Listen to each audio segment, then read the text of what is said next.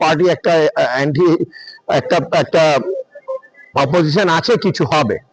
তো ওইটাই উনি করলো, উনি জীবন থাকতেই কিন্তু একটা আনডেমোক্রেটিক ওয়ে থেকে চলে গেল।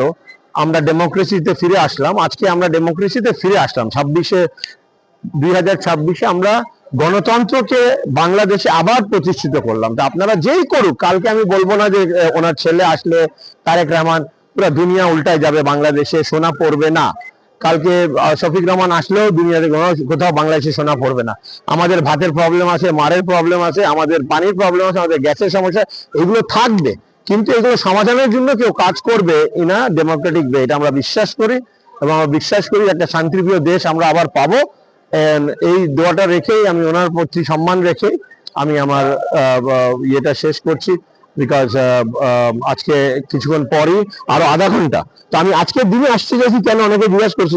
আজকের দিনটা এত ঐতিহাসিক যে 17-18 বছর পর বাংলাদেশ একটা গণতান্ত্রিক ভ্যালুস পেয়েছে, গণতান্ত্রিক প্রক্রিয়া পেয়েছে, মানুষ তার ভোটের অধিকার ফিরে পেয়েছে। এটার জন্যই কিন্তু খালেদা জিয়া সব সময় ওনার যে অবদান এই দেশের জন্য, এটাই যে ডেমোক্রেসি, ব্যাক ইন ডেমোক্রেসি। আমরা আবার ডেমোক্রেসিতে আসছি এবং ওনাকে আমি সম্মান জানাই। আর এই কারণে আমি আমার মায়ের বয়সে আমি মায়ের মতো সম্মান করি। আর কিছু আমার সাথে নেই, আমার সাথে তার কোনো সম্পর্ক নেই, আমার সাথে কোনো রাজনৈতিক সম্পর্ক নেই। তো আমি এখান থেকে কিছুই পাওয়ারও আশা নেই। বাট একটা মানুষ যখন মারা যায়, আপনি মনে রাখবেন, তখন আপনি বুঝবেন সে মানুষটা কেমন।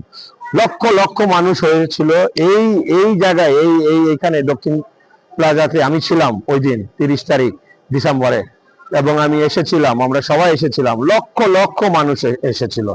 এইটাই ওনার সম্মান, যে মানুষ ওনাকে ভালোবাসে। আজকেও যে আমি আসছি, আমি ওনার